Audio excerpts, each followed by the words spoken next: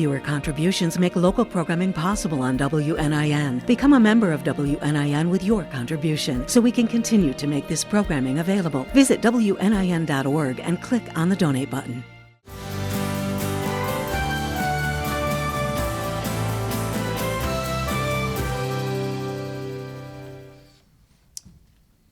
Thank you so much, President Ashley, and thank you, Evansville Rotarians, for having a very special speaker here today. Also, I want to thank you for your generous support of the Rotary Foundation, which, among other things, helps to fund the All Indiana Rotary Global Grant Scholarships. Through your support of the foundation, you help make it possible for outstanding young adults like today's speaker, like those shown on the screen here, to pursue a graduate level degree at any overseas university in the world and change their lives and to change the lives of others through them. On the PowerPoint slide there, you see the 7 previous honorees, the 7 previous scholars. In the lower right is today's speaker, Megan Gearheart. I'll tell you that our global scholars have studied in universities in London, Tokyo, Berlin, Spain, the Czech Republic, and other universities in other countries. And today they're working in places far and near to make this a better world. Previously, these scholarships were funded largely through our district's Rotary Foundation funds, called DDF, and we provided, it was $24,000 in that day, with $16,000 coming from the foundation's Global Fund.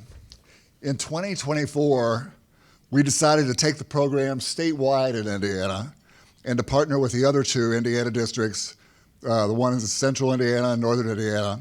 In exchange for their financial support, we opened up the application process to students from Purdue, Ball State, Butler, Valparaiso, Notre Dame, and other central and northern Indiana universities.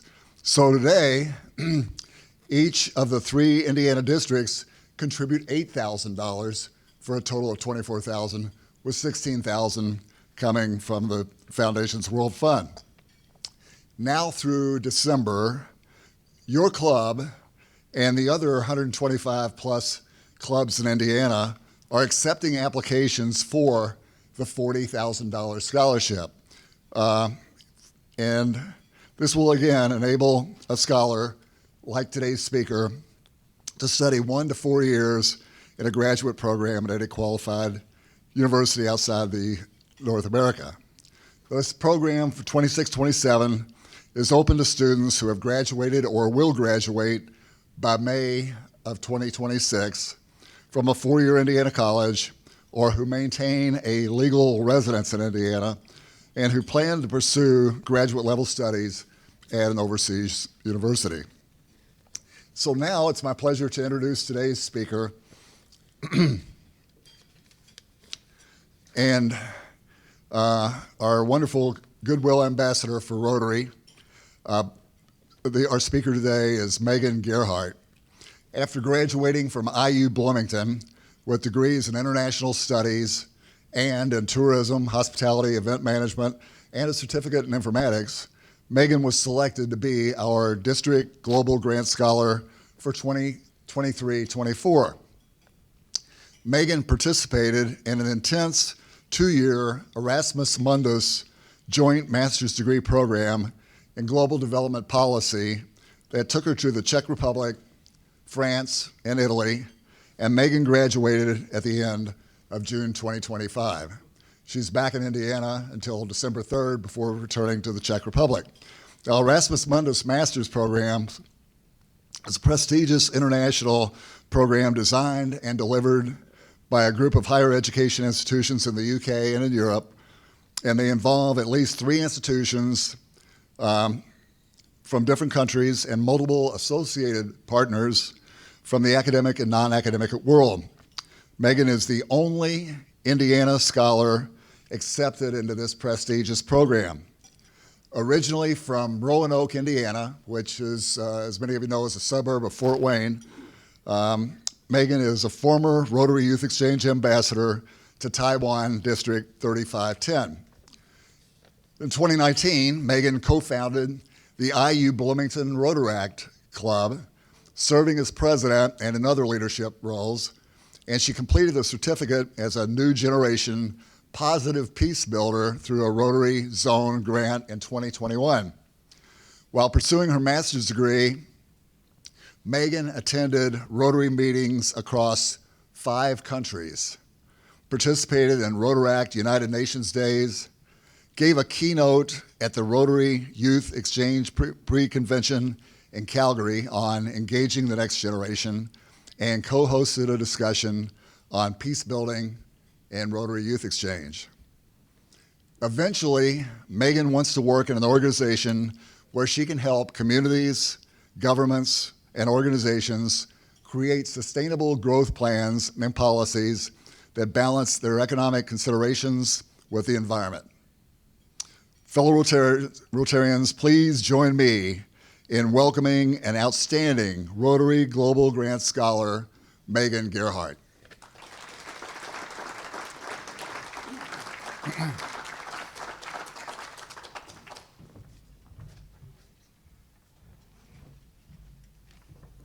I'm a little short, so I'm going to move this down just a tad. Hello, everyone. That was really nice of an introduction. I don't think I can top that, but I'm sure going to try. So, to start out, I want to note that I have actually been involved in Rotary, and we realized this at my visit to the Fort Wayne Club yesterday, for 10 years. I started my journey as a Rotary Youth Exchange outbound to Taiwan in 2015. I was there in 2016, 2017 to southern Taiwan. Very interesting time to be an exchange student, let me tell you. And I know Jim gave you a lot of this background, but one, it gives me a chance to show pictures, which I always love to do. And it gives me a wonderful opportunity to reiterate the importance of Rotary in my journey. I started that journey 10 years ago, as I said, and that altered the entire course of my life. I never would have considered studying international relations. I never probably would have considered going to IU and studying languages.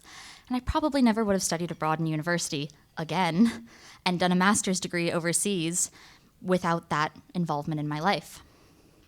Following my exchange year, I completed high school, and I ended up at IU, as Jim said. And these are all pictures from RILA, which I also was a chaperone for 3 or 4 years. COVID kind of messed up my timeline on that. So it would have been, I think, 4, and I think it was only 3. My last year at university, I showed up to RILA. I did all the t-shirt orders. I kept getting these random assignments from the chair for RILA. And I showed up and I was like, I'm ready to have fun. I'm just a chaperone of one cabin. This is going to be great. And he hands me a packet and he goes, yeah, so you're our only female chaperone for the weekend. Good luck. What a great Rotary experience, but a genuinely fun one. I do love RILA, and I highly encourage people to participate. It's a great way to get students involved in Rotary. Now, during my time at IU, I studied 2 languages. I studied both Mandarin and Portuguese. I did a study abroad in Portugal in spite of COVID, and I say that with great gusto because COVID started my sophomore year, and let me tell you that trying to get a study abroad done during COVID was challenging. I also participated in the New Gen Peace Builders, which will come back up later at the very end of my talk. And now I have just finished my master's degree. Now this is a picture, you might or might not know who this is. So my talk at the Rotary Youth Exchange Pre-Convention, I flew from the Czech Republic to Frankfurt and Frankfurt on to Calgary. And I met a bunch of Rotarians in the waiting room at my flight to Frankfurt. I spent the night before in the airport in Prague. I was really exhausted. I didn't really make a lot of sense. And I started talking to this individual here on the left of the picture. His name is Hassan. He was a sergeant at arms for RI that year, or this year. And, he starts talking to me, is very welcoming, and then he goes, wait, come with me. And I'm sitting there going like, oh my God, are we in trouble? Like, what happened? And he goes, well, hello, Mr. President. And I'm like, I don't know what I'm supposed to do right now. Who are we talking about? And I turn around, And there is the brand new Rotary International president who got his paperwork probably about 2-3 weeks before we met. And this is, as far as I am aware, the first picture that someone got with him on the start to the RI convention. And I am very proud of this fact, even if I was in my sweatshirt and sweatpants, exhausted and probably a little bit stinky. During my 2 years, I not only got to participate in the Rotaract UN Days, I also got to do a Rotary Youth Exchange, or Rotary Youth Exchange, but not Youth Exchange, Rotaract aged camp, which is actually not common here in the US, but they are very prevalent throughout Asia and Europe. So I got to go back to Taiwan for the first time in 7 years last summer. I spent a couple weeks with my host family, and then I got to go on a wonderful tour around the island with a bunch of Rotaractors from all over the world. That was a very interesting Rotary experience. And as I said, I think I was doing the math with Jim, and I think it's actually 6 countries that I got to attend Rotary in during my master's. Now, my degree, I'm going to be honest, I don't even know all of these, so I'm going to read them to you because I still get a little confused. So I did a joint master's, which was from 3 universities. I started at Pulaski University in the Czech Republic.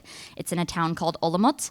It's about 3 hours north of Vienna and about 2.5 hours southeast of Prague. It's really small. It's a university town.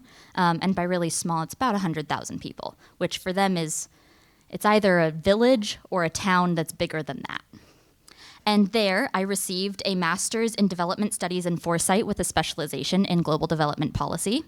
And then I moved to Clermont-Ferrand, France, which is about 2 hours west of Lyon.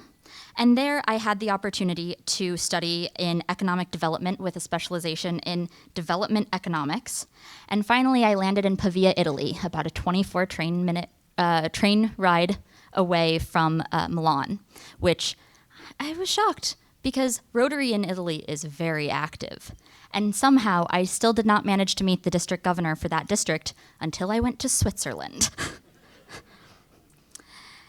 Now, all of this culminated in a thesis that I wrote on ecological climate threats at the intersection of peace systems and environmental thinking. And yes, that is a mouthful, and yes, it was very, very fun to write. But I looked at 2 of the 7 Rotary areas of focus, talking about both peace and the environment, and it was a truly interesting experience. And one of the things that leads me to is positive peace. Now, for those of you who aren't familiar, Rotary International partners with the Institute for Economics and Peace, and there's something called negative peace. They have identified, when you look at the Global Peace Index, they're measuring negative peace, which is the absence of violence or fear of violence.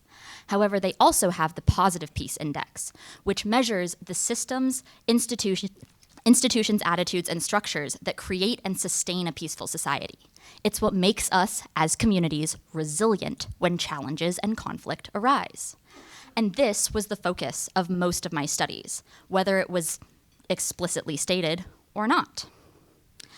So, to get started on that, this all sets the stage for sharing one of several of the many lessons that I learned.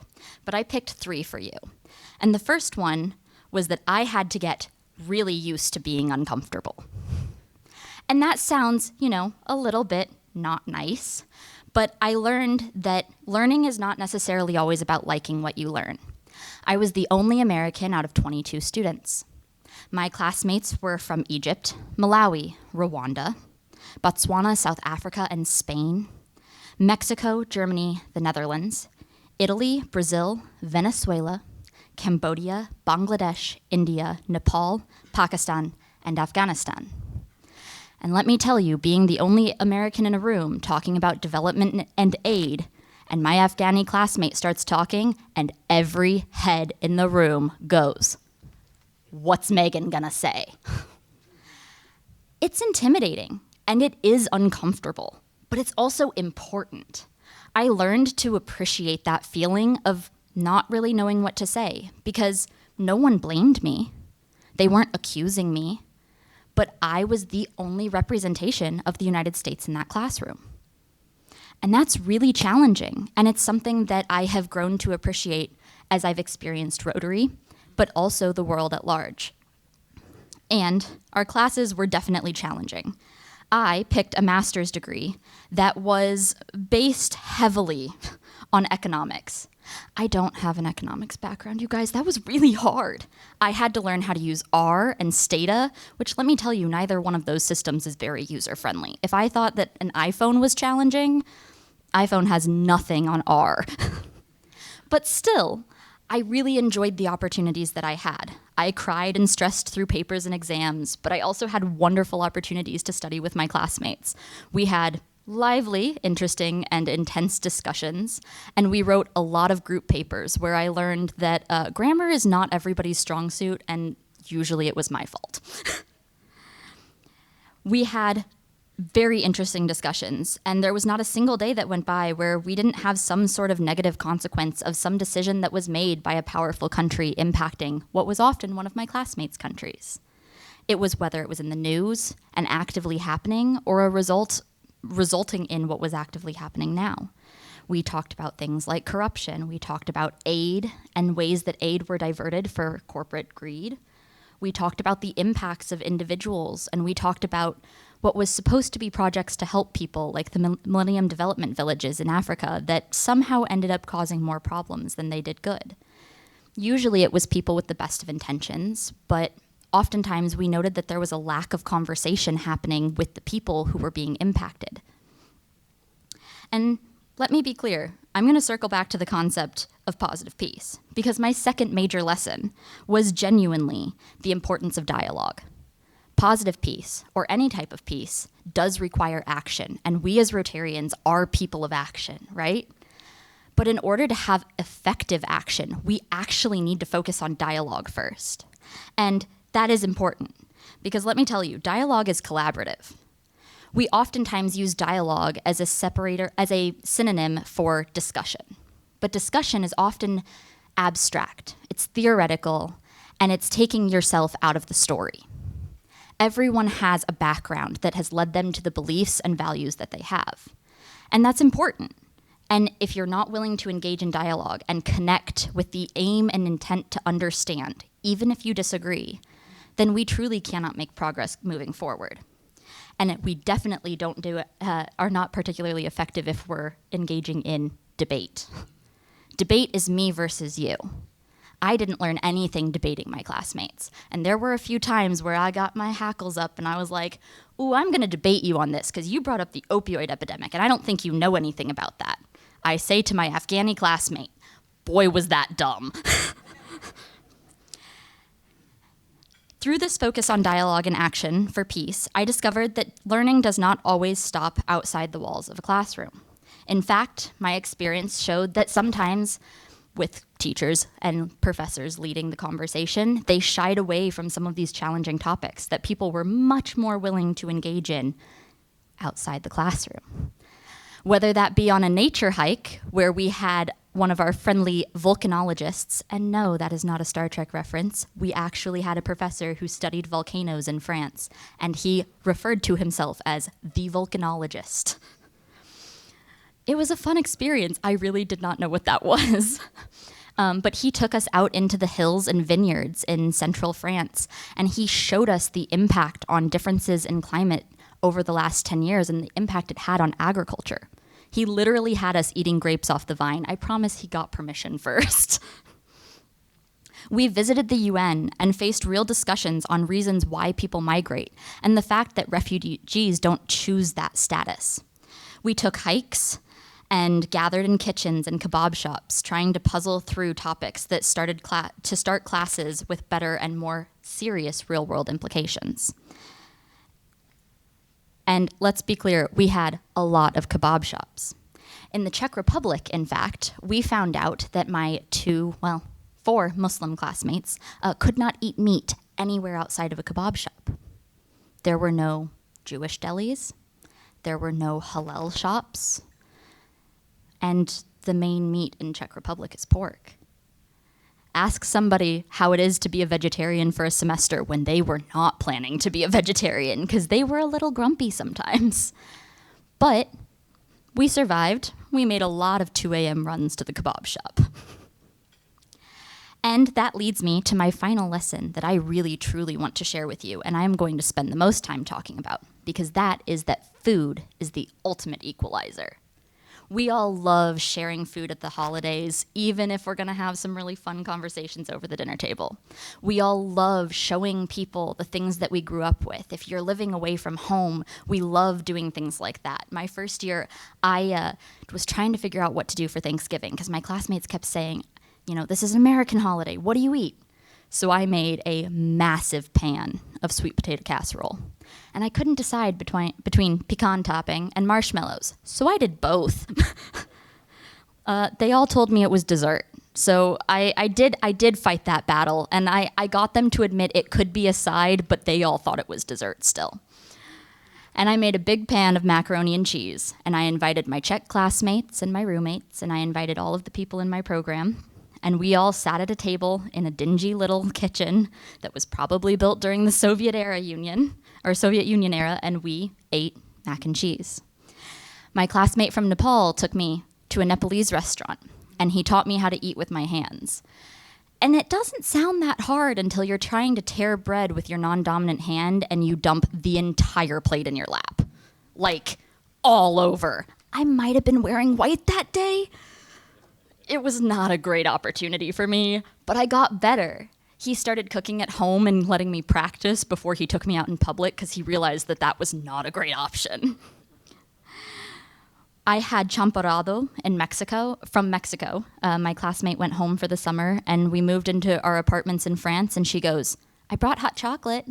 I'm sitting there like, oh, hot chocolate. No. She brings out this massive stick that has all these wheels, and she just starts going like this, and I'm like, I did not expect that. I thought we were going to make instant hot chocolate, but it was so much better. We had arepas that my classmate from Venezuela made, and my classmate from Spain then showed us how to make a weird drink where they mix red wine and Coca-Cola. It's edible. Not my favorite. I had a traditional Finnish Christmas visiting one of my friends from exchange. They eat some very interesting things. I have never had so much pickled fish in my entire life.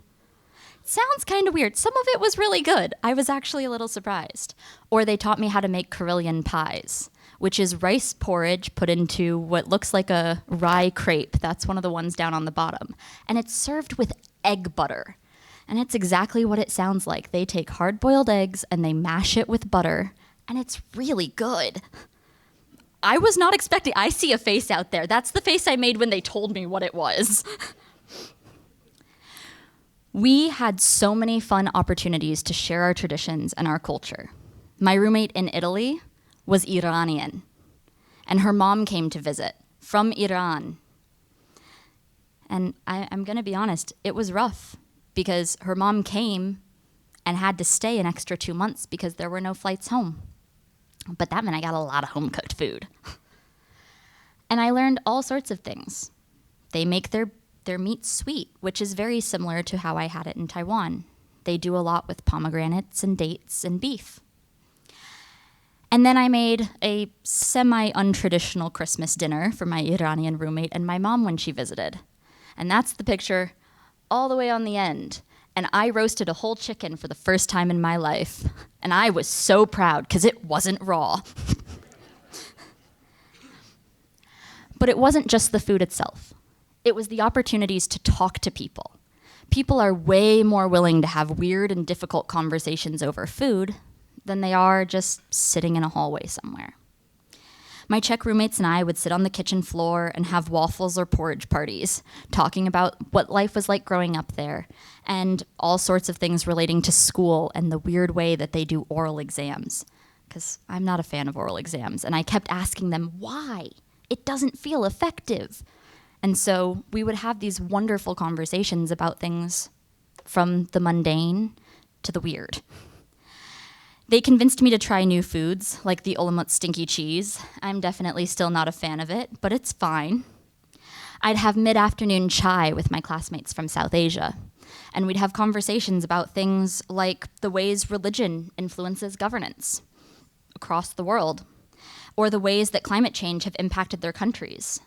Multiple of my friends had very difficult conversations from home where they found out their entire region had been flooded and they couldn't hear from their parents for weeks. How do we navigate that? I don't experience that. I'm from Indiana. I think this summer people were praying for that much rain. And yet we also have opportunities of things like eating tapioca, which is kind of like a flatbread made from Brazil using tapioca flour, or mole from my classmates from Latin and South America. And we'd talk about things like corruption, sharing cultural traditions, and discussing international relations. Some of my favorites were our late night talks, right? Everyone loses their filter right around 1 a.m., and they'll just go. And you learn what they think about the world. You learn about what they really think about their childhood experiences, not the things that they share to make it sound cool or interesting, but the things that they still don't understand why it happened, or the stories that maybe they hit a little too close to home, and so they're not going to tell you about those. My African and European classmates would discuss colonial legacies. I've never sat through weirder conversations than those.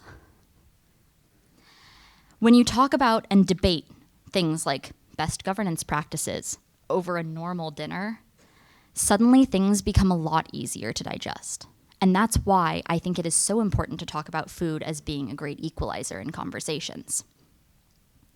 All three of these things that I learned, the ability to retain comfort even in uncomfortable situations, the importance of dialogue, and using food as a tool, were things that I was able to see the impact of as I traveled around to Rotaries around the world.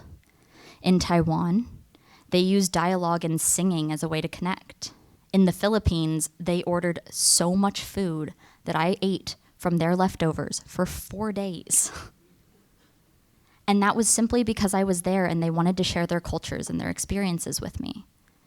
In France, I have never drinking so much wine at a Rotary meeting as I did. Seriously, so much. Using these tools and these skills that I learned through my exchange, I've seen how beneficial it can be for everybody. Not just myself, not just people traveling overseas, but even in our own communities. In the globalized world that we have today, these 3 skills and tools are useful to everybody. And in order to make the most impact and be the best people of action and people of service that we can be, I think that all Rotarians would benefit from taking the opportunity to think back on how they use these tools and others like them to truly make an impact on the world around them. And with that, I am done speaking. You don't have to listen any further if you don't want to, but I would love to take any questions if anyone has them.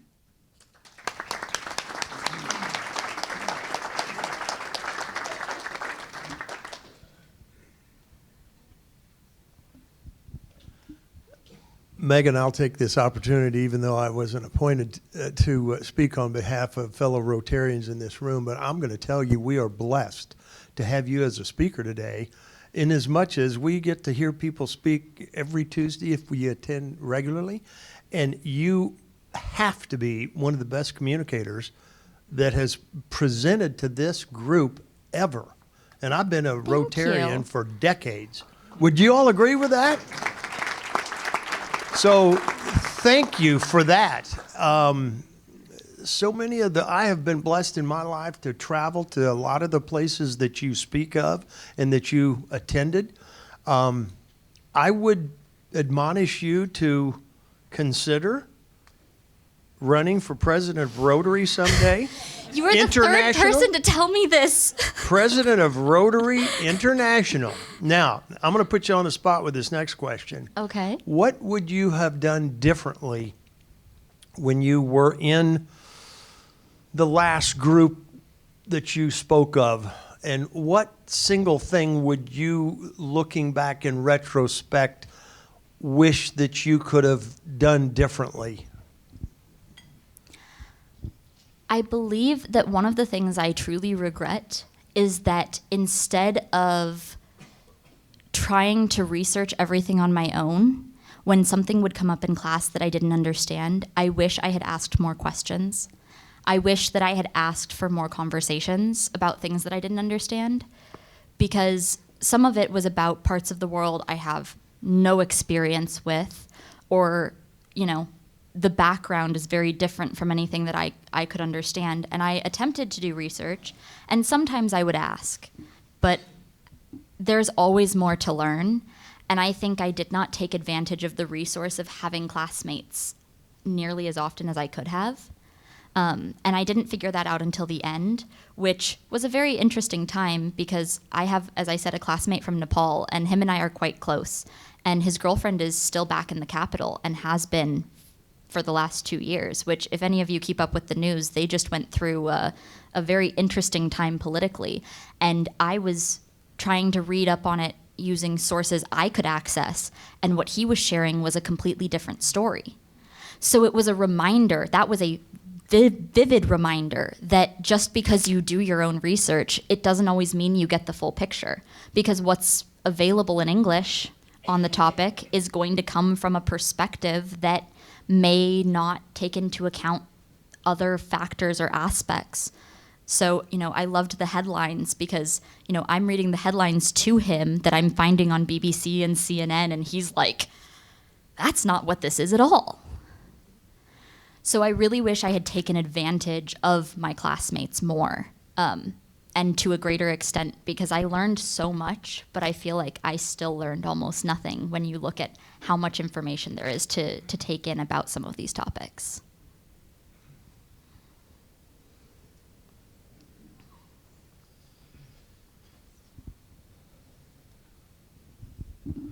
So first of all, Megan, I will sort of piggyback on what JT just said, but you are an impressive woman, so kudos to that. And I've got all kinds of questions, but I'm going to ask the obvious one.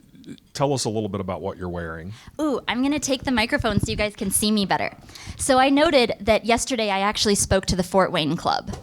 And we realized that it had been 10 years since I started my Rotary journey as an outbound youth exchange student to Taiwan. And every outbound student, no matter where they are from in the world, receives a blank blazer, there's nothing on it, when they start their journey. And over the year of their exchange, they trade pins, and they find and gather memories, and they put them on their blazer. And then they are expected to wear them through the airport and fly home with them on. Y'all, this weighs like 20 pounds. I was telling someone earlier that I was lucky enough that the very, very nice flight attendant for first class let me store it in their closet because I was not about to wear this on a 15-hour flight from Hong Kong to Dallas, let me tell you. And this is a point of pride because this tells the story of a year. And it's not just any year. It's the year that changed my life. I would not have had the opportunities to meet any of you without the things that happened that are on this blazer. And I was so sad because this blazer was in Indiana when I spoke at Calgary in June of this year. And I tried real hard to get it to Calgary, but it's not exactly easy to ship something with this much metal and pointy objects on it. So it stayed in my closet instead of going on stage with me. But if you'd like, I can give you even like a full turn. And I told the Rotarians back in 2017 when I returned from my exchange that I was lucky because Rotary gave me the wings that I needed to fly into the future. And I stand by that statement today, and actually I would double down on it because without the opportunities of youth exchange and of the Global Grant Scholarship, I would not be the person that I am today, and I would not be speaking to you at all without those opportunities. So yes, the blazer is a fun story, and I was so proud that I still fit into it that I just had to wear it for you guys.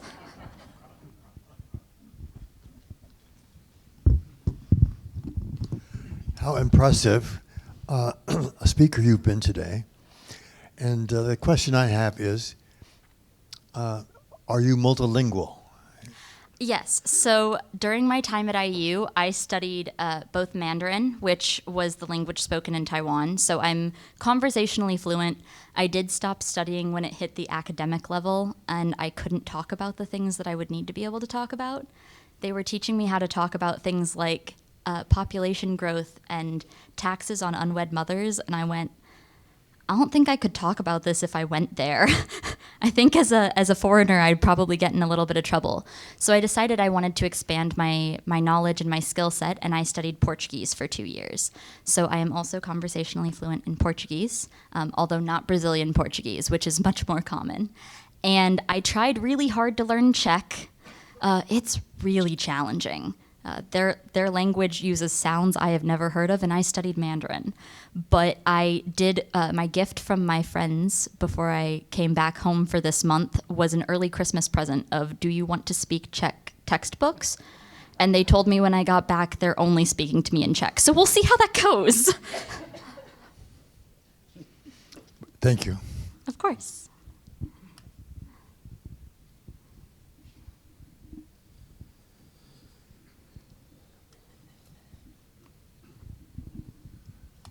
Excellent presentation, Megan. Thank you, Randy. I knew you knocked it out of the park.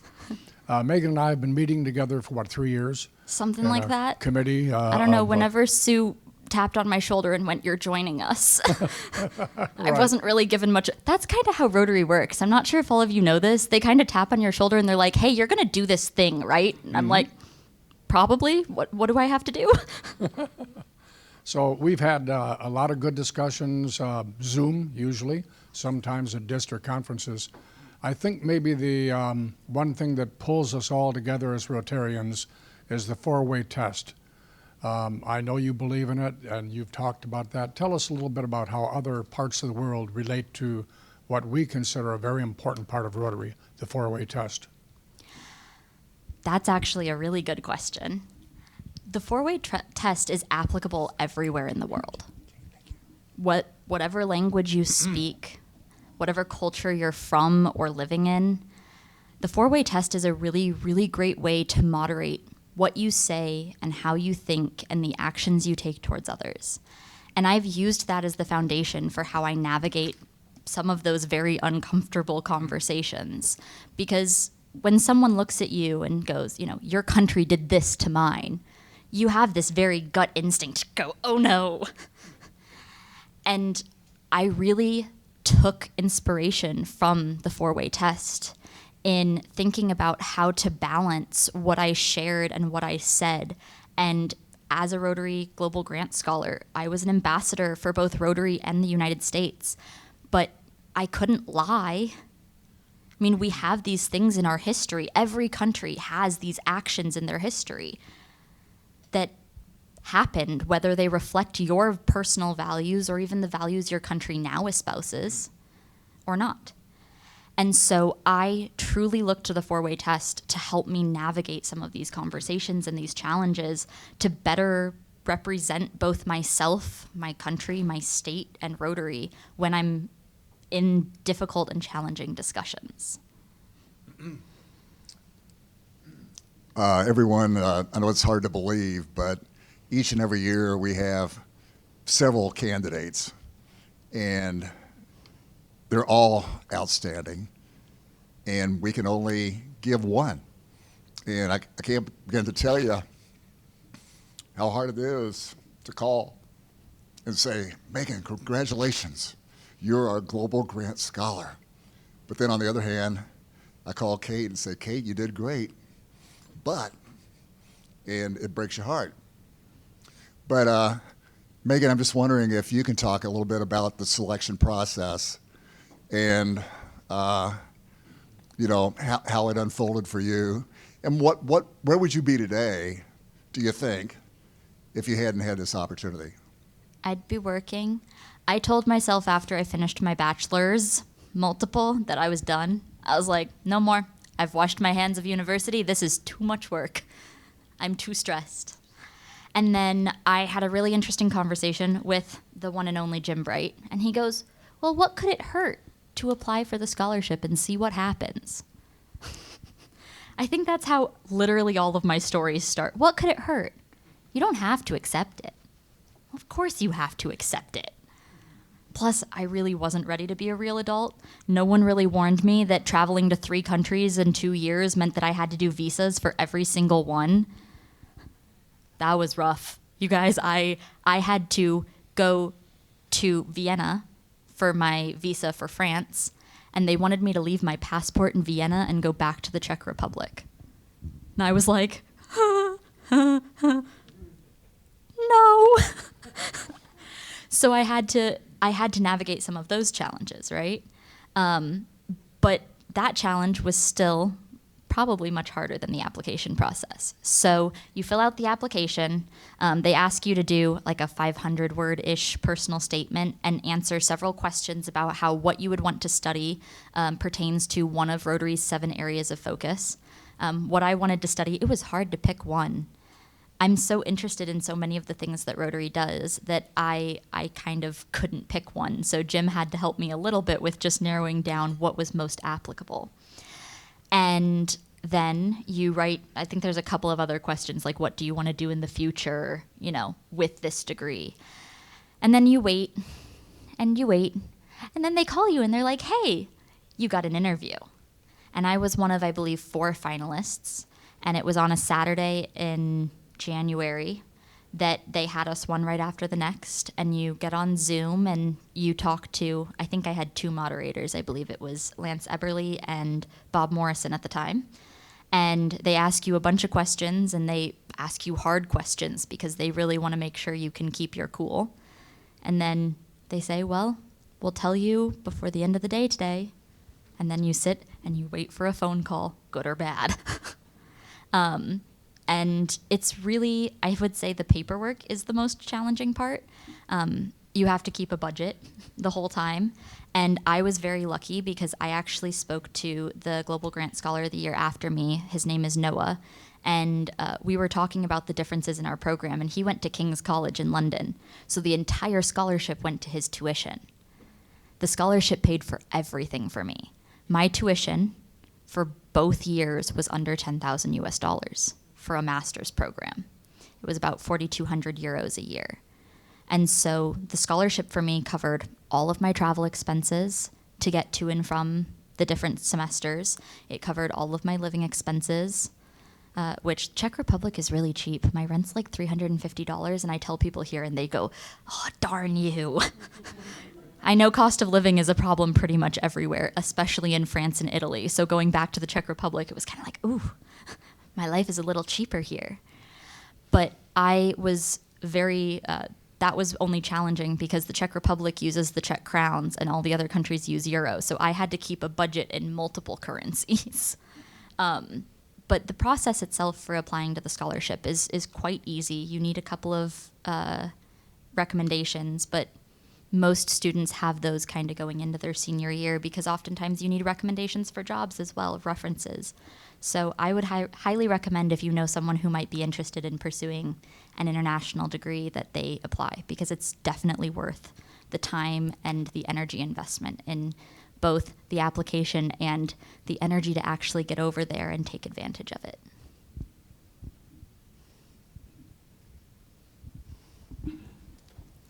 Megan, thank you so much. It has been such a pleasure getting to know you. You came here to visit us prior to COVID. With Judy Bush. Yes. So, and you came to Harrison High School because we were talking about having the Rotary Youth Exchange here for our club in Evansville. And then, if you guys want to do that, still talk to me. I will totally help you make it happen. Yes.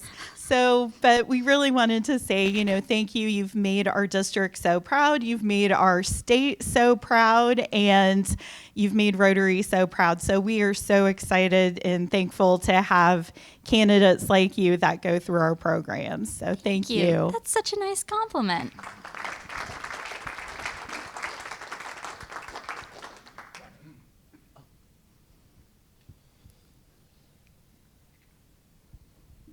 Thank you, Megan. And easy question, what's next for you? So I am currently doing a fellowship with New Gen Peace Builders. It's a youth and peace building training nonprofit. We are actually working to potentially pilot a youth peace building program to train youth exchange students before they head out on their year. In the world that we live in today, sending students overseas with no knowledge of peace building or even a concept of how to answer something like So why is your country doing XYZ thing? I think is definitely under preparing them. So I'm very excited for that opportunity. And I will be living in the Czech Republic for a couple more months while I job hunt for a full-time position. But my host brother from my exchange in Taiwan is getting married at the end of January. So I will be spending both his wedding and the Chinese New Year in Taiwan with my host family, living the high life because they don't let me do anything. I'm the only girl. I'm an only child here. So I'm like, my parents are like, oh, you know, all the hope is riding on you. But my host mom, man, she'd tell my host dad, like, oh, we're going to go out and, you know, buy scissors for the store because they ran a store. And then we'd go out and get our hair done. She'd never had that before. So I'm going to be living the high life for a couple of months there. I think we're good on questions. If you guys have a question you don't want to ask out loud, you're welcome to come up to me at the end. I'm happy to talk to anyone for pretty much any reason. Thank you so much.